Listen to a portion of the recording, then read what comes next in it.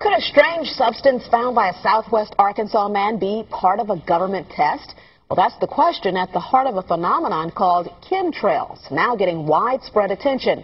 Well, tonight, KSLA News 12 investigation reporter Jeff Farrell shows us the results of testing we had done about what's in our skies. It seemed like some mornings it was just crisscrossing the whole sky. It was just like a giant checkerboard. Bill Nichols snapped several photos of the strange clouds from his home in Stamps, Arkansas. They begin as normal contrails from a jet engine, but do not fade away like a normal contrail. Soon after, he saw particles in the air. You know, because we'd see it drop to the ground in a haze. Nichols then noticed the material collecting on the ground. This is water and stuff that I collected in bowls. I had it set out in my backyard on my dad's pickup truck. KSLA News 12 had the sample tested at a lab. The results? A high level of barium, 6.8 parts per million, more than 3 times the toxic level set by the EPA. Armed with these lab results about the high levels of barium found in our sample, we decided to contact the Louisiana Department of Environmental Quality. They told us that, yes, these levels are very unusual, but at the same time, they added the caveat that proving the source is a whole nother matter. Barium is a hallmark of other chemtrail testing, which even attracted attention from a Los Angeles TV station. There's already no shortage of unclassified weather modification programs by the government.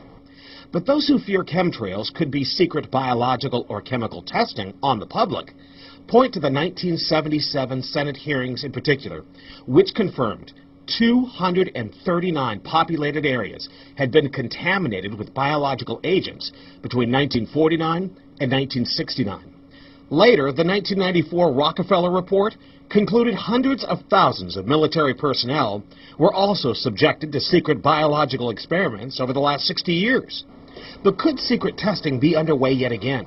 I'd rather it be something inert and benign, something that's, not causing any damage, but I'd like to know what it is.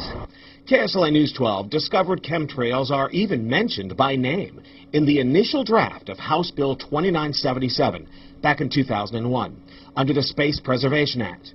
But the military denies any such program exists. Jeff Farrell, KSLA News 12 reporting.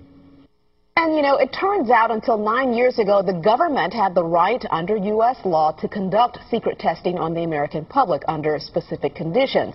Only a public outcry repealed part of that law, with some exceptions. Now, Jeff's report mentioned high levels of barium linked to those alleged chemtrails. We wanted to find out exactly what effects barium has on the body.